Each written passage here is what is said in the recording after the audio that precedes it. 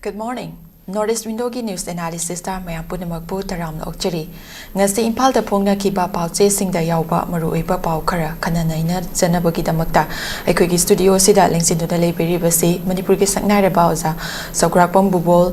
General Secretary UCM amasong Political Analyst ni ozabu hanmukta ta taram okchari oza. Thagachari oza. Oza ahan badalak janing base ngasi pauche ayam bada phongnari base koigi Saiton bomb blast yengsin bachaluba MPP mall buffer zone lalhan khidre Modi Amit Shahna buffer zone semduna Manipur thugai re haiba aikogi MPP mall akojamna phongdokpa wafam sina ngasi ki pauche ayam bagi headline oinari haiba tare oza mamang dasu asigumba thodok incident na chingba kyada MPP mall sina masamang na changsalubada aikogi security forces singna thinglakpagi wafam laikrabani oza Maruina lakchaning libadi asigumna aikogi Manipur da kuina tangdu leita da lairak matung sida asigumba thodok su thoklaba sigi tanza sida aikogi tongan ba leiriba lebaki mapi mapa leader oiba singsina asigumba thodang singse haidi changsallaga yengsallaga kari darkar taba thabak sing lokhatpa ya bagi haibagi kano sidi leitabra aduga mahakna phongdokpiriba Modi Amit Shahna buffer zone semduna Manipur se thugaire haiba blame asina kamaina yengbe oza awapam phongdokpioza Mr. Makada Northeast Window viewers sing kai kunaba thamjari akogi Manipur newspaper sing na purakpa asigi maruiba singi marakta buffer zone gi matang da honorable MP na Saiton chatpada thengnagi ba akogi nuai taba thodogai batare MP moina honorable MP adum mahak hoke birang manung sinda mahake logum thokpa role tim logi ha batai aduga loina Manipur da lei mamyang gi mihut sing na maduda loba yadabara aduga marana tahum thoktabara haibagi akar wakatuni yamna tajida nuai taba pot amakha aikoina khangminagadaba akoi palau launaraga pungchei chenaraga su kanate ko sengna logum thokpa role khara de akoi logum thokpa khale maramdi leifam thoktaba buffer zone habi concept amakha karamtuna pusalakhrino ko aidi kan maning tamba leibak singa ge marakta akoi military ge oiba aggression mayama khara akoi kero tongnaba ngak thoknaba safe side oinaba haiba tare akoi buffer zone concept se domaina horakhibani adubu hoi conflict situation amada akoi furup ani gi marakta leiba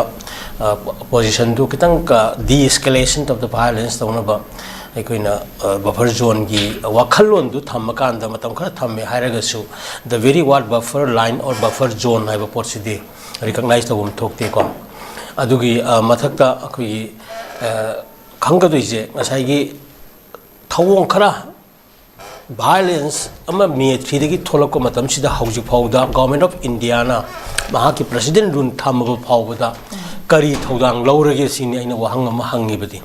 the role of the present koi PR government in peace building process ta miyam na khangma saknai ba kari tawrage sini da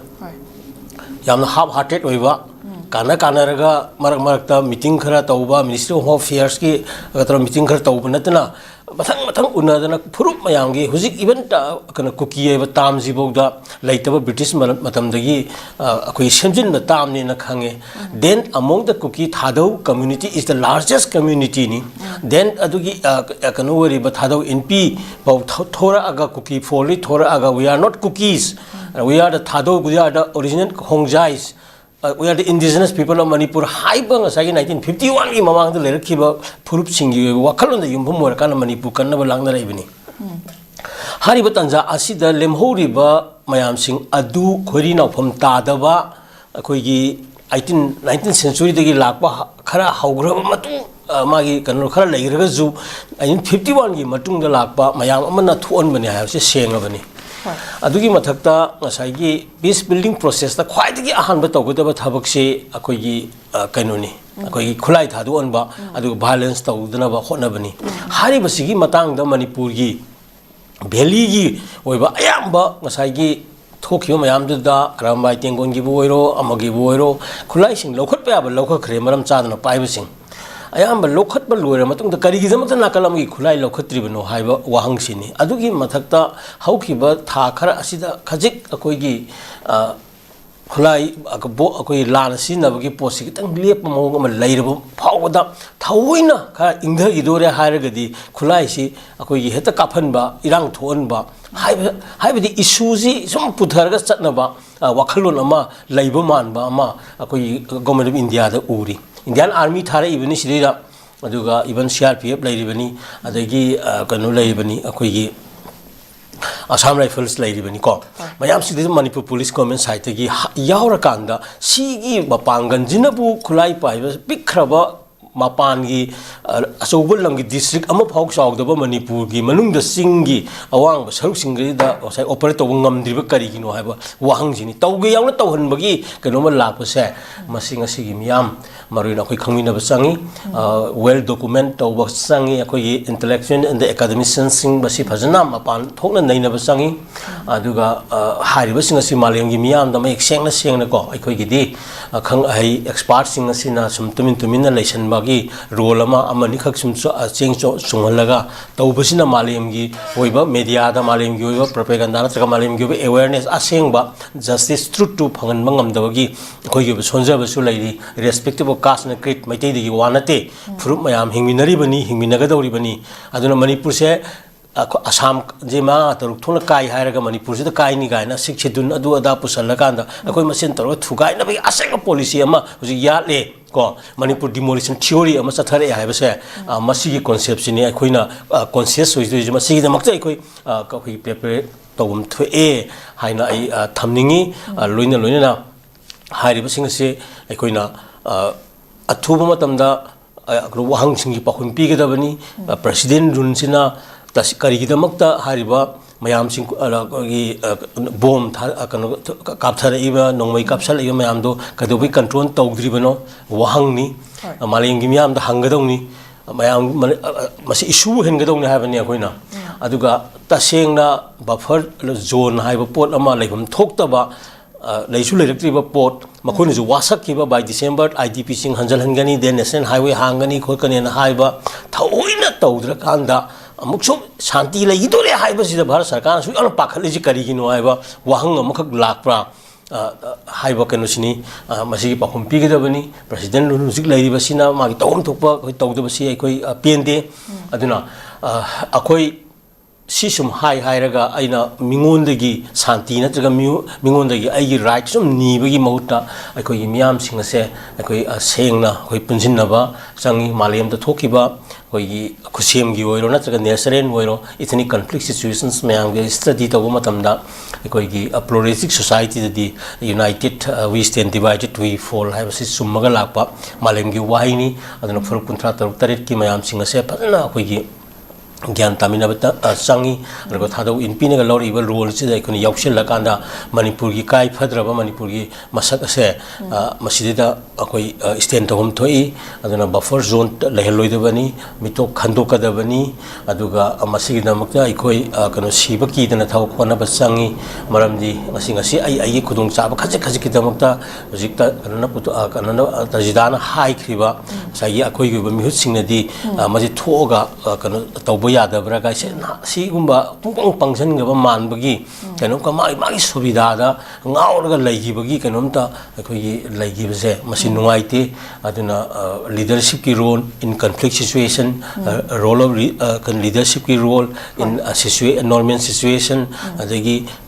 Haiba mayam singa se yamna conscious oiba khoi leader singa khoina oheningi hoji conflict situation ama dai khoi se pullaga tham matam chida tawbi aba khoi gi role si karino haibi kok sungjen nge da singhin naga da matam ni political party gi magi maran sinabagi wahi to taning remiyamna aduna ko masugi matam natte punjin naraga honaga dabani bapozon thamoi dabani apunna Manipur masak ka heloi dabani Manipur na Bharat yauri bse Manipur mase thugaina banatte habisum khanga dabani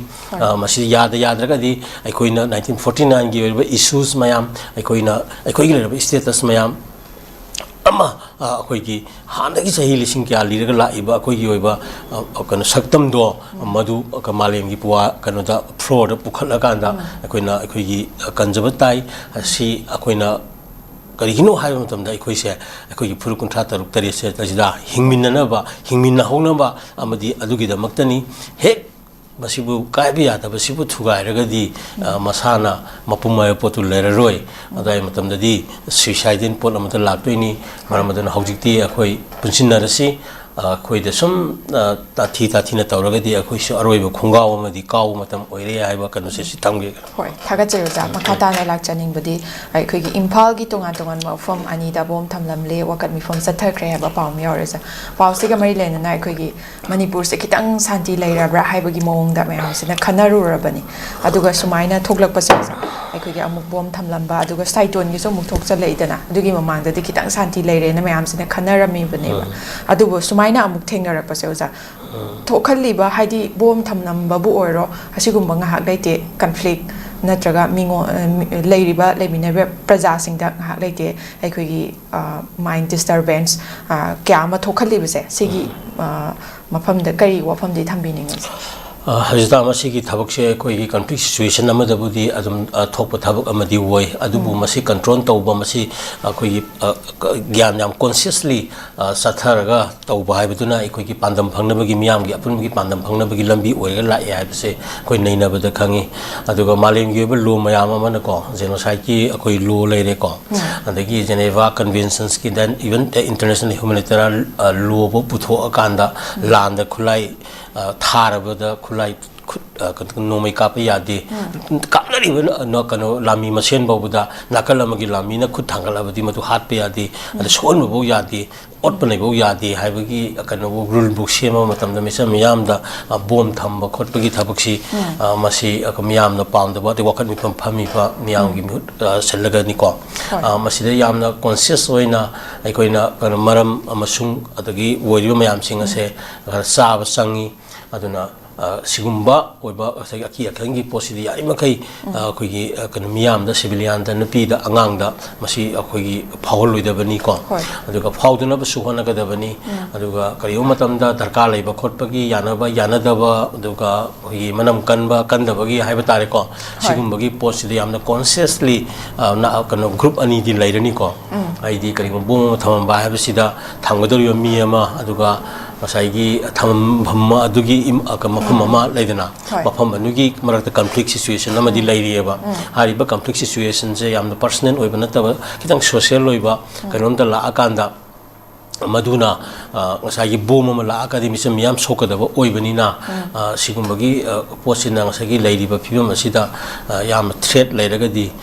for the sake of the society miyam sing asina thoralaga karigum khara akoi daita lawriba kholiba mayam sing ase masidida ngasai gi koi sin menbagi ohum su hek leidana ko aduna masi akoi yamna section na koi lawgadabani hojik miyam sing ase yamna active moina support torga yimdong kuningi miyamna wakhan khangadaba matamni hojikti tawgadaba CSO kharana ko adagi loop kharana masi lusinga pakchong chungdo matam natre miyam sing ase yamna conscious oirakanda akoigi miyam gi damta loop se thola akanda miyam du changi ba sen gi thungi mayam se angang ama lupa do khainera kanda masi akoi tawgadaba matamni ko hojikse aduna amaramdi higher posi koida ham half heartedness ohen bagi pot masula iden si yaudabana fani da yaurakanda mub torga da satar kasina ta pot amana even ngangjeri ba ayu sibog da wahai am soi matun da wahai duda masai gi sumthok sumjin natraga karigum ba ma lona tanabi mahuta phona thre tawre haraga de amona thoroi da mayam gi wari ji sigum ba mayam sum thoksala agadi akoi khanna neinari ba si akoi sisu akoi gi tano tawni ko hoi kana gum kharana su a court lilaga adum tawraga panga nganga lei kholi ga juta sida adum highway yawi ko masi tasengna kanoni TV discussion gi matang se yawi masi gumbasi kano high ruidabra na khali hoi hena paba expert sing natraga hena khangba mayama khalla kanda tawbudubdi sangi adu hari basima malemgi leiriba media gi role natraga malengi society ji channa daba पोला हाइबो वाहंग दुनी को हाइदि पृथ्वी दे लैरि चाखत प लैबाक तगिना चाखत तब लैबाक पु हाइरो चाखत लैबो लैबाक पु हाइरो लैबाक सिंजिगी कनो the society M सेमगप society गी ओइबा assume चुम the येंगो मतमदा ngसाइगी लैबाक तु the लैरिबा खजिक मियाम ताना तिंगना याबा मी सिंगसी पुथोगा agenda the नैनेरगा तौबसे मालेमगी सनरिबा पोषक अमनी अदुगा मसिगिदमक्ता अखोइगी मीडिया सि अखोइगी मरिसुबा युम्बीनी हाइदना लैरिबा पोट अमखंगनी असिगी मायोक्तगा थोकता वांगांग थोकनी गायना ngangbase masigumbaji tohoidaba asina aigi thak natre standard yam nemdabado ta oidabani habani nasigum jam conscious oiba changi aduna yarima kai aikoina miyamda misamda ko malengirba law national gi law natraga even ta akoigiba common sense ta su misam miyam nupi angang mayam sing asi yarima kai aki khan pu ondana thabok sing paikal haningi in the meantime praja miyam su aduga kaino sing su gyan tana aina lawudaba daita karino aina matang sida kari tawbi yai tawhum thokpra tawtabra haibna sing su khanga kanda tawhum thoga di kari contribution or something ko to the society or madu adum tawnaraga sathabana phagani sigi situation da yaringai sigum thoning de haba se thamge ko hoi thaga chayo ja makata na manipur press club ki yankhai ma thoi shuba mapok kumon thoram pangthokre oja thoram se pangthokpaga mari lenana aikhogi journalist sing na lawriba thodang de today sida lawriba thodang se ningsingbaga loinana aikhogi singjamai sigi mla 𝐀𝐍𝐿 na phungdokkiba wafamda tangdu leita daba hanjin hanba pam daba miyoi haidi tangdu leita ba hanjin ba pam daba miyoi kya lei haibasi khangmina se haiba mahaki wafam sinuza mahaki wafam se kamaina yengbe kamaina lowbe haibase hoi amasidani akanani haju mamang da so nainari tu ka mari laini ko koi social responsibility akoi gi ai ba sing su ira thami lanai am sung khunai kai na leidana ami ba man hinga ga ti lanai gi oina kari kari tawani then khunai gi oina kari kari tawani ha bi balancing am ka ai khoi na changi ha bani men is social element ha rabani de ko ami ji mathan ta leba song ngam moi ko sana na yoma konung am ka a bar ni chington na mathan na sar ka da layu ha ba sungai layu ya ra khoi sai kom dara kane ba ko ada sini mi ba haibase aduna sigi marak sida ingui lanai khunai gi oina wakhan kya khandaba lanai ki tasum khallaga reiba mayama thokchilakpa ko accumulation of wealth kan saigi haibado tasengna democracy si mangni mangrangni pambaduni haibani ngasi bawdu malemda democracy si laitri ko againa hairiba posamani adugi mingdani ngasi aikoina mihat ipun tawriba khoi gi leina gandhi gi mingsin naraga utupai ba ma tawriba mayam violence tawriba mayam se aduna asengba socialism adu lakna ba hona ba gituna democracy gi lambi du oirakadori bani adugi mayokta leiba mayam akhoi gi tajida miyam na khang hein lainari dana akhoi gi capitalism gi imperialism gi kano athok fascism gi ko aduna authoritarianism gi aiba mayam racism gi kari gi akhoi gi yam makhak magi kano lairi ba hario posaksing ase masi gi wakhalon se akhoi se su yom gi lairi ba ko ngasi gi pesa pai ba mayam na loina yomjala kanda longmi na lokpu oidebagi awaiba mayama kana lawda kan longmi oina leibagi kan situation mayama tholakpa hariba kana khunai ge posak mayam se miyam da ikoi am fazana distribution system ama tawraga leitaba ko adagi miyoi khara khara ki khujo khara gi makutalo leiba capitalism natraga hariba wakhal kana sing se fazana ikoi sida dum leiri aba lona ko hariba mayam sing adugi oiba wakhan tu yumpham oiragani hujiki adum haire ibase aduna haiba sida adum yenga dawni wahai phajai hairaga adum haiba tu nataba ko isana kari tawri kana ngangi ba ai isama kari tawri haiba sine question ni aina ngang phaja phaja wahai me ama ngang kanda aina ngangi ba dugi oiba wakhalon tu da ai di satli bra chatabra haiba kanu se masisu yamda mathau taba poni aduga wahai dumakti yamna phaja ba poni aduga wahai duga sunana ai gi lanthung kamai tawri adagi ai gi oiba kana kamyang gi distribution system da ai kamaini hingi ai goiba social status kamaini hingi gaina ko Tripura da even chief minister rikshaw da kano satpoi keno bo yaw kan kui driba chai manga gi keno dina koi gi assembly chapter rickshaw to most at yauri than a co. I but the modern I did to toin a modern my up a taki wang at another vida. Talk from to even in Australia, even ministers in the Palama, the lap was second to a lucky. Niner than a go. Even why security isn't the Karno Pazavaka Tondia, the higher so Wakalun, the Adubo, the Kara Lega, only Havanida. Not our books having the Skuma, the Yitum Kanomana, Bakarim, the Siamangam Driva, who you live out Lamdam Havanida. She Lamdam, she the Aquino Miam, she come out Oraga, Sakoka, the Havatongan, Wangasagi, entrepreneurship, the skill development, the enterprises, Mayam Singasida, labor, Kasagi, white color jobs, not a book, going it up, not another with the once education, I see the solution in Haribani, education is skill in Haribani. I don't think a Sanjalaga, Tauga Pony, I don't know, I could Kahan double lay, have a say, I don't labor do not. Kenoni Husiki, Makunga, Kuna Kangwa, the Sin Cookie, Maming the Sin, the river Posima, kind of Tangulata, Henning double lady, even government of India itself, Magi, half-hearted over my geopolitics, Jumpam Morakanda, so I see the genocide and call, South Central and North Block, kind of Manipur, Fugarakan, Manipur demolition theory, Akuna, Fluidi League, and Nainagri of Fluidi League, Sigai, Tauraga, Sangela, you put me, I'm saying, I could must Tohida, but only Taurida. Ko maramdi aikoi gisu ngakchenaba akoi madugi dum sacrifice tawri bani ko adon India itself kanani British makada le kanda leiki ngasi India ning tambagi woriba kan petrol mayam se kan matawgi British ki terrorist ngatani habani da akoi isu ngasi leiba ki damte integrity ke thwai thari mayam se makoi ne terrorist ne haram gani akoi di petrol ngatani habani adon sigum bagi concept si yenga kanda khara conscious hoige da bani adon leiba shanti lehening da ba yawi haibasi akhoi masi asi summa poni tawbudadi masi yamna conscious hoina isa isa da miyam sing sina panjala kanda hai wafam sida ai gi position karino ai di masi shanti thamning da basida yauri pol aji wahai ne yade ai lari status position ai wealth ki condition ta ai ori ba punsi mahing punsiron adagi wangang sangang sajat lisat phije chakset mayam sing aduna sai ta ibani ko smai thamge hoi thaga chari oza aduga makata na lakchage oza ngasi gi headline oina ba paw amani haijaba tar oza cookie sing na taliba political demand asigi matang da khanaduna arepa warep lobada sarugyana na ba UPF amadi KNO na cookie CSO amadi MLA sing da khangan grabo famne maruina oza UPF amadi KNO na cookie gi CSO amadi MLA sing da political demand sigi matang da pula poina arepa warep lobada sarugyana na ba khangal le habo wafam sini makata noza 𝐍𝐄𝐖 na phongdorakpada manipur da lengak semba sida cookie zo di saru yaro haba wafam aduga amuko tuna cookie zo miyam na taliba political demand fangdringai manipur da political settlement ama purakpa ngamloi haba wafam sinoza amaruina popular government ama manipur da aikoi lengak semba sida aikoi cookie se cookie zo se yaur hena di phongdorakli yaudраga sudum oithokpa yaba leibra oza sigi matang sida na kari mod hainingi aduga amuka ngasagi taliba demand maruina cookie zone separate administration na chingba mkhoi demand se phangdraga di manipur da political settlement se purak pangamloi haba wafum sina kamai yengbe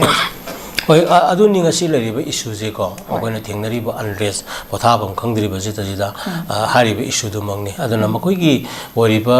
koi gi talaiba ngale unit territory ngale separate administration ka tawra hariba mayam singa du gi matang da makoi punjil laga ko madu pam kangu jing khanaraga angtang punna khanaji haibu tu di phayena khale ko moju pharkan da masi oigedra oiroidrei du wari ama logjabana fengala da ama no oini ngala ama no oiroi haura mani harmai masen pakata kamna bab ta hatu no bedo koi pam de habni any kind of akoi balance akoi pam de habni aduna sidai da aina haining ibadi kanoni hariba separate administration taliba ko even cookie jo haiba kanu se moi masida moi khana bada moi agenda oina aina thamaningi se tasena koi tanbe yabra moi tanbe hak laiba kambura maram chabra ido masana khangje gada ni malemgi puari da leibak ama semba habisi karino haibaduni ko khudamna harabada akaloni even akoina zum khangi keno pangnung agreement gi Burma gi oriba kano manung da leiba matam da sin gi hariba kano se masak ko khangbi da na lakpa pot amkhak lakhe bako adudi da kan honara kan da moina hoi akan ban moi tan thorok tana junta kari ki bidagi matam kan sel aga asidi khagi yum tang aga leiba sidina moina kano semne na hairi ise ko aduna sigi marak asida aikoina yengadoise makhoi oiba ko chin kuki ba kari gum khara leijaba magi leibham thokpada makhoi ba distinct territory natraga magi even sovereign state bu hairo maning tama leiba am leijaba da aikoi karimta akoi khutingjan deba leibham tho emi oiba ise adum oppress karun leiba yade na khange khalleba tawbadadi kano mi gi mayum da bhara da leiraga sahi tara sureba ai kaane na haibagi kano ma akoi bhapna saraga ami tongleidana Barha sahi tara lai sala di kano ai boy gaina khan wakai wari sana ba lepung phomda ga su yawbane adugi kano ma tawi ri da bani haibani tajida khudamna harbada maliam si even United Nations 1945 ki matam dagi la imni madugi hek maliam si second world war lan mayam na pura ibni ko harba Geneva convention ro international humanitarian maliam da lan gi oibani tiniyom gaina mi oibani puthori chakhoi matung lan tong matung da si posi la ini madidi akoina Montevideo conventions kind akoi mi malengi na leibak si kari kari kanu tawbadagi sengwadagi ka haiba matam da leiba ama sema matam da kari kari darkar lei gaina magi definite territory ma leigadawni aidi magi aribadagi territory ma leijagadawni adagi magi established population aidi matu territory mu da population leijagadawni gaina akoi leiri bane bako and then adu magi historical oiba mai kana legacy or remnants magi itihasik oiba civilization gi kanu ma leijagadawni gaina ko adi hariba leibak tu na atopa leibak singa leinaba international relations like dong ni haibani singda moi kari leige haibani da samna haibda akoi da kangla leiriba adagi Bishnupur da lamangdong leiriba Langthaban konung leiriba adagi akoi gi history sangapa akoi sta leiriba masang matum akoi thangjing gi kari gi akoi kaubru gi kari gi sigi leiriba history ken mayam over kan 33 di state formen sema kan 11th century da loyum sinen tawraga first written constitution la kan da even akoi kan 1947 da boda Manipur state constitution ek la kan da Southeast Asia da khwai ahan ba civilization kan leijaba pot amani ahan ba constitution leijaba kan state ni ba when India na 1950 da pura constitution leijaba 49 maning tam dringai degi laki bagi oi ba picture ba pic na then akoi 1762 gi treaty mayam akoi ina da na ko akoi laigre adegi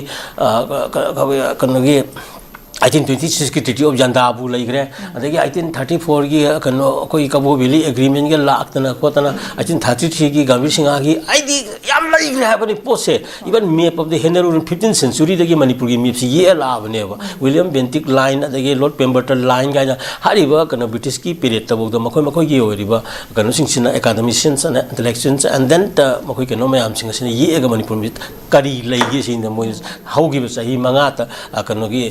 सही तरह की सही यांखई की वही बमुदे इतिहास करी और अन्य कोनुंग वरम्बगी नत्रगा कंट्री वरम्बगी हारी बसिंग के लई अदु येंगदौने हाबनिदा अदुगी मथक्ता मु इति आइपोस हाइति जोरी ना याम सेंगना मालेंगे सनबी के लईरिबा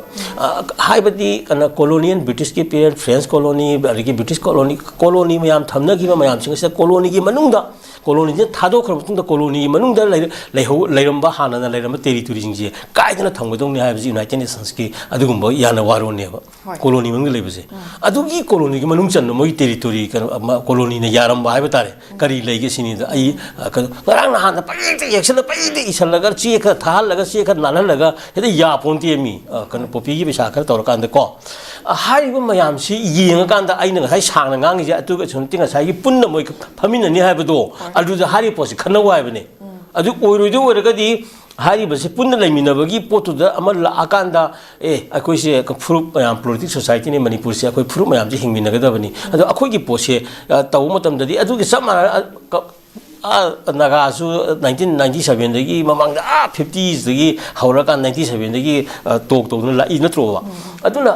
hana mase mase thugaraga ngasai suicide din kenomda akoina samin nagani mase kana de aduna akoi mapan dagi changbasu khara athengba lakpajing hanbe abju hangraji natre haigana hanbam leitri harakanda akoi refugee gi status ta leiraji aduga Manipur da laibada even refugee oraga ja akoina sum polum pudong nate India refugee bu Manipur sum legidro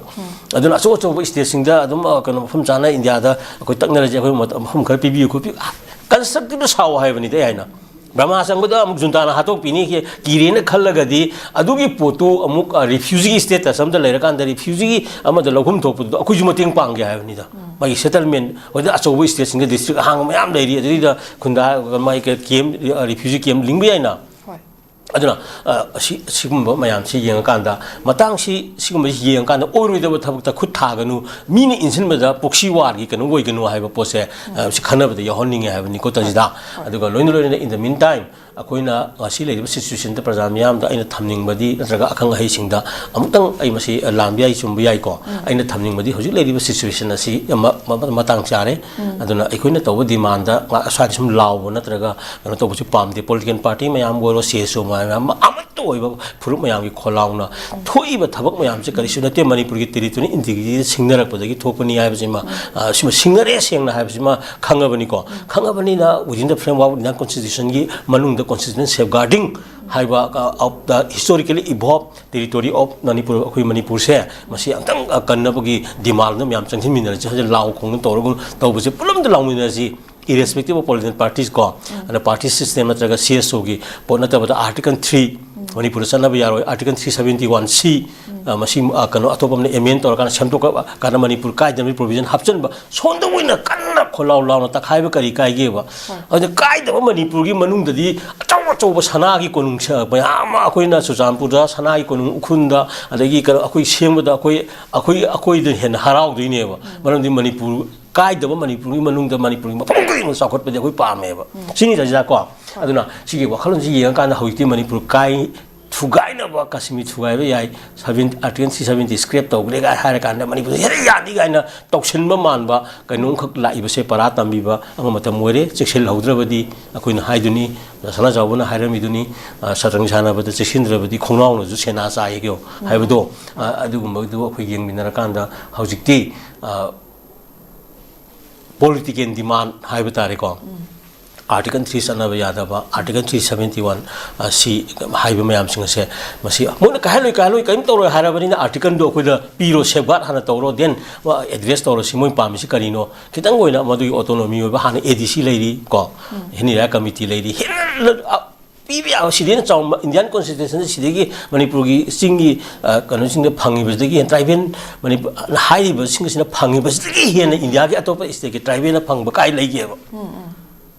And the Tiro later got the Aducarino Muntali. Sigma mayam si yenga kanda sina ikona chiksanga doba mogi khana badana sa ina hai gi bodo khana bam thopra country tamam topra separate mission tamam topra malem gi sana ri history ri yabra eta adu iju adu na yadi amne mi adu iju na yadi du khanga kanda ikona chiksinga dabani ikona ikoi dum tana kanda kharanga i ikona pang tung phangne du toy dabani ngak to mi kupta ko masen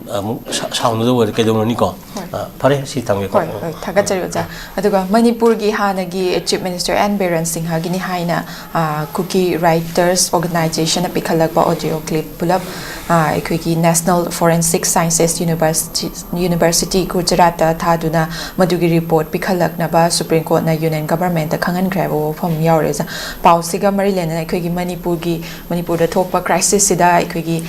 cookie gi site gi maruina ekhoi ex CM se ekhoi nakan nai na chatli haibagi matang da pikhalakba warol ni oza sigi matang sidana oza kari haibini hoi video clipping gi kano ji ma Supreme Court ki ruling ju lai kre madu lali kholi kano mayek seng diga na haiba ko the further madu apung oina pulap yeng da ni forensic sa adu gi mayam lak ko duni ko masi process ni tabu da di ko ai khoi na yeng da si haiba ya ba ngang ba ya ba haiba si mi ba kano ni loina ba madu kano ni fazaba mayam lai tabu da di ai khoi na ai phana ingma malaga su ko situation amana ai jo imung da yam isau lang ba khot pa leidana even ngang hai da bo da kai sa da issue da kai no ngang bo ko pa su yawi ko yang kan da karam situation ama lakhi ba da gi karam singom yam thu ino even da hari ba axiom tu da ngang ki ba wai ji pan ba ya di da na ka manipur kano ne asopa group ka kangbu jin ngang ba du loire ne ko tajida ko samai ta da na situation du ngang i ba ne ba even sumame na khallo sumamde na khallo ba para yenga ka su khara su yenga da bani ha bani thijamari thijanga da ni aseng du puthok da bani inda adu khak puthok ga ngata du natabida situation du na thon griba adu ke mate ngangi da ba tawhai da ba hai gi ba mayam sing adu gi justification ju khara yenga da bani ha bani intensity amadu na koi issue na te ha bani ko ngangi ba du gi chumba khopa ma akoi gi kai da manipur ma kai da manipur gi manung da phur mayam nungsina lai mina ba ha ma malengi sana bi oina sai gi mitop na lakshil laba like tripuri syndrome tripuri ma gi laina ma na ba haura ba khoi se mutpudi akoi pam de na ko mut ke do saru pudi ngasi isa isu gi dom da si bena pa yai ba dai ne ba songthok na ga taw ri se aduna sigum masine issues ne hai bani da maram aduna aseng bati thigat po oisano asum ju puthok po oisano adu phari adu chumi hara kanda karino adu khakna akoi final hai bani da adu gi pandam du phange hara kanda shanti ji no wala laidori bra hai bani kano wahang di issue na ti hai bani aduna yam akoi de lebe issue di punne hingminaba aduga punne laiminaba adigi mito miran sa laitaba aduga akoi gi oiba phur mayam gi equitable share leiba akoi gi demand hainari dana india gi state tari nipan da satnari ba sai bicameral system of legislature ga se akoi demand tauji kaina haiba ko akoi gi hoji leji vidhan sabha katani dana ada vidhan parishad thampai wani da vidhan parishad phur kunthra mari le kunthra mari gi representative thambai wani da haiba representative na ro wari lower kanoni akoi assembly hai bitare ko the higher assembly da pukhatpa re tare gi di isu kanoni phur le ba mayam jam pik pa iban lising ani hum dang leiba akoi jati nu di kharam nunglam kai gi am leidena kong koiring le mayam ji mihuchu akoi yahon ga dong ni hai bani da sigum gi wakhalung je khara khanmi na kanda system mayam ji participation of community ai kadana khatang missing yam me har kanda maduna khudung chaba lor kanda minority mayam gi kano mayam se aina kano phajana yen budi yam phajana yelaga su kupi lapi ka tawdra di se ga na hai bagi wahai ga du hai ga di nang saruk ka na hai bu leidna adu da dum wakhan di nuai te bu ko si sigum ba si dum thopani na sai gi sigum ba constructive oi ba posi anova leidna am si sana dum te malem gi ka kano country tani pantara mari ma sa nari bani india ichep ki state tari ta satna ra bani bicameral system ha se koi na even the manipur assembly le ga assembly makha da phuru mayam gi representative ki kano ma vidhan parishad na ma leibi wani da adu asigum ba se tauna ba thawoina akoi changsin ba yai adagi even 1960 gi MLR ek lady MLR tu makha da manipur as a hill state adum lakthopa ka sukai tie ba constitution na pi ba da adu kanona government gi power ga leiri pune ba pulap hill state laktho ga di ngasai gi hill state amagi takhum thok mayam samang de na ko khoi status mayam ma kanoni hill state ha ga di hill state tu manung da man leijening ba majority na traga kari ga kana general section nung jen khara leijaba dun leijara ga ju almost hill state ha ga di magi oi ba kano ma state sama tonga lakturam ne ba ko adu ga du pulap ka laktho kan da ngasai gi manaba kanoni kitang tong khale kitang kuthare ga to borom da gi ji kanoni boundary khai ba ma de injal laga thabak tawra kan da kano tongni ga na hai ba india gi kano system se masi helmen le hana khara khara sum matam matam gi geopolitics na ba hoina khoi sum loram mani hauji ti thamoina manipur demolition theory ama sangjal ko se masi da manipur miyam na preparation na taw sange as well as the role of intellectuals ko the role of CSOs the role of academicians the social work real ko social leaders mayam sing se masi koi kitang kan koi pangang ngang bu na ta ba kitang practically sangin within the lowi ko hena section na sena hu si to wari chana matamda phuru amatangi leader sing chana bi yaroi hausi peace building process to matamda phuru masa masa mayam lai sigi lusing musing chu yauna na peace building process da khoi yaumi na ga bani ama ko yauna bagi kano ka taw da bani mamdi equal right lai hai bani da kano shanti purak na bata si mayam jin pula sa ba mani ha ba se samana thambe ba thaga cher ja lo shelak pada khoi gi hayeng si national reconciliation day siga maryland na united people's front UPM na hokiba december 8 dagi hautuna tha sigi 8 fawba tha machuk na chathaga da ba chamaga Mautrani Thoi Suba National Reconciliation Month ki saruk amoina Manipur gi tongan tongan ma mafam da chatkadaba akhoi amuk kuntak la roi si haiba paujel pu ba numin ini gi oiba cycle rally ama akhoi gi khongthakre lamthakre haiba neuza kanu se motorcycle rally si akhoi gi chattana mafam kya da su meeting pangthokpa adum thengnari haiba tare oza khongchat ase kamai ni yengbe oza tentak na thambi tajida manipur puari da ख्वाइदगी मरुइबा historical event अमा episode अमा हाइरगदी हाइरिबा जनवरी 8 गा मरी लेनबको 1825 की कनो सिनिको मतमगी वारी सिनि 1825 की वारी नि गंभीर सिंह महाराज को इवन महाक्षी कोई 1788 पोपनुपा मनी भगतचंद्र महाराज की को इतोन तो मचा है बतारे को अदुना महाक्षी मतिक मथौना यामना लैबा अदुगा कोई नेशनल रिकॉन्सिलिएशन है बतारे फुरु मयाम सिगी तासिन खुमजिन बगी अरे अवागी मखुतेगी मणिपुरी लेभी लिंकला कांदा को गंभीर सिंह लेभी ओना हाइनर कांदा लिंकला कांदा 1825 दा कोई पेम्बरटन गा लोइना को लेफ्टिनेंट पेम्बरटन गा लोइना गा ब्रिटिश की अदुगुंबा कनोनी मणिपुरी लेभी जे लीड तरो कांदा कोई बामीज ऑक्युपेशन तो मणिपुर से मसे तखायर कांदा बामी सिंह से आदेदा नफुला तखाय गिबनी को बामी सिंह माइथी बनी मणिपुर की निंग तंबा हंजिली बनी बाबा की मकुतगी को अदुगी मथकता अमु 1826 की ट्रीटी ऑफ यांडाबु जे मदुदन की खुदोंग चाबदुदा ID कनोनी तौरिनेबा अंदाबु तौरिसे तौबुदुदनी ngasai kabu biligi nuai taba episode ama koi na pithok pisin gi compensation piraga 500 sarkar gi wari ama lairaga su ka hariba 1826 ki koi gi treaty of yanda boduna manipur gi jai sing maharaj laidana ko manipur gi ning tambaje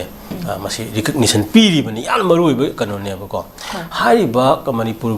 lebi lingkhat ki ba furup mayam na yaw ki ba adagi manipur kan emancipation taw ki ba brahma gi makutagi kan gi ba then manipur gi kanosi aduna treaty of yanda bu torok patam da ma ngon da pau piram da thai nungai ta na kabu village set ki bagi adai daga koi kona lagi da bagi kano wari dino amal lagi raga su achau role ama gam singa maharaj na logi ba pot ama khak lei ba ko hari ba posak tu dagi hen mapung phawa manipur gi masak ase hana ipai puna mathang mathang thamam ma da hen mapung phawa posak ama di hari matam dagi woira khie ba hari ba du ningsing bagi cycle gi rally natraga bike ki rally natraga se jana sai kuding gi sang na koina ngang ring de ju lambi de satana kotana gam singa gi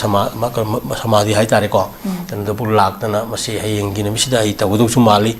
stereo function su dum lai grabani aduna hari bagi kanu se sigum basi akoi gi tumin na khabar gi masi de khara yaw ko top na taba nimi sigum manipur miyam khumna furup mayam na sigum basi taw kai do gi hai bani da ai din da function lama taw bu da ngasai gi hoi sei bu taw dia artist mayam jo jadi ko sei no mai ga gi ka bar de adu da yam je ari lu hong dong ba da sana gi adu da wari am taw ri da ko am nungai ba expenditure mayam ji da adu ga sigum ba yam na lu ba 1825 ki wari ba gambir singana lo gi ba role and manipuri levy sem gi ba de gi manipuri emancipation taw gi ba de gi manipuri ning tam porok pa 1826 ki kana torkan manipur ning tam recognition british board british na brahmana manipur ning tam ya ki sigum ki ningsing khubam ji tamin na mi akhayam saam toro lotion bagi state ki kana vip khara toro lotion bagi kana lai bu sin nuai ti bani da achau state ki function lama toro kan da madu gi ba mali na ba film ga puthok tana artist sing na ju ko then sei no mai akhan na ma si da makta puthok tana pam popular hoina ale from mayam ja haidi manipur levi de yauri ba kano mayam du yengo dana from kano ni mate ka tana te dana from mayam yauri dana ko si celebration ga tawraga aka from sing du yeblo singa mayam na kano tawmin dana yam phasana tawba ya ba posang dia to sigum da di hoi kano ni sum koi je kitang sai si kitang review to sang hai ko adana kitang phagat han si hai ba tham ge yam lo po ni ko thaga chare ja mamal yam da ba ofong kyam su thambire jagi chilla matam kya su kai thok pidana thoram asi bomba pung phan bi bagi dama taw jabu haninga leitana thaga chari uza matang asida news analysis loisin jare midyeng tabiri ba punamak pusu amuka hana thaga chari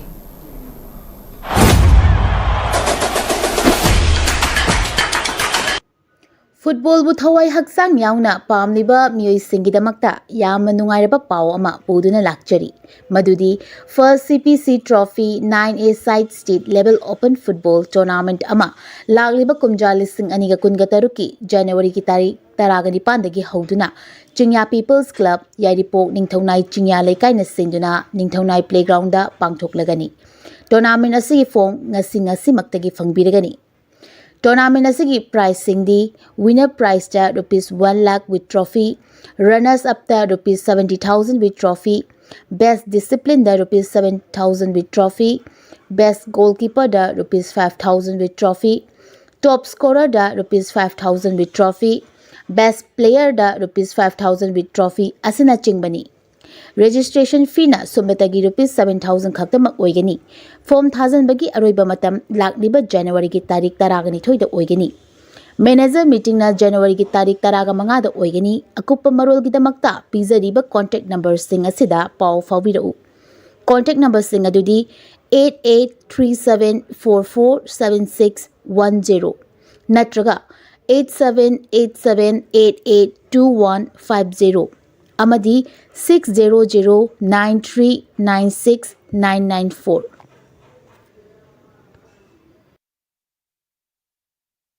Master Tobiningba Mahiroi Singidamakta Sparkle Iju Service na Ebrota Master Toba Yabagi Kudong Chaba Pizari Management Engineering Professional Course Yauna any subject Master Tobagi Kudong Chaba Pizari Tambiningba Mahiroi Singidamakta Course Selection Documentation English Language Training Visa Application Mock Interview Preparation Accommodation Chingba Sparkle ki Maikadigi Mateng Pizari Loinana 100% Education Loan Scholarship Facilities Part-time Job Assistant ki Khudong Chabasu Pizari Hairiba countries sing adudi UK, USA, Ireland, Australia, Russia, Italy, Germany na chingbani akupa marol gidamakta 7005273217 natraga 9366230077 natraga aikoigi office Northeast Window TV Building hata New Chekon Road ta lengsin birau.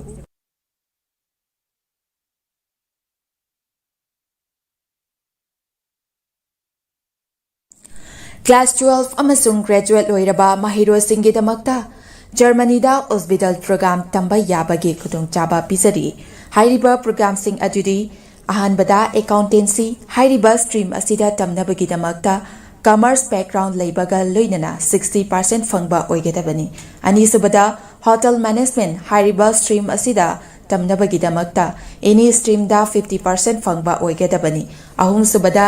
electronic engineering hairiba stream asida tamnabagi damakta physics chemistry maths background leibaga loinana 60% fangba oigedabani mari subada mechatronic engineering hairiba stream asida tamnabagi damakta physics chemistry maths background leibaga loinana 60% fangba oigedabani manga subada construction engineering hairiba stream asida tamnabagi damakta physics chemistry maths background leibaga loinana 60% fangba oigedabani taruk subada automatic mechatronic engineering hairiba stream asida tamnabagi damakta physics chemistry maths background leibaga loinana 60% fangba oigedabani taret subada electrical engineering hairiba stream asida tamnabagi damakta physics chemistry maths background leibaga loinana 60% fangba oigedabani nipan subada medical technician radiology assistant MTRA tamnabagi damakta any stream da 50% fangba oigedabani mapan subada medical assistant amasung tara subada nursing hariba sing asi tamnabagi damakta 12 natraga graduate loiraba singna apply toba yagani loinana hariba program sing asi tamba mahiroi singna thagi oiva stipend listing 100 dagina 1 lakh phawba chahi ahum phangani loinana 100% job guarantee in Germany da oigani loinana 100% education loan to support taujagani akupa marol gidamak 7005063196 ta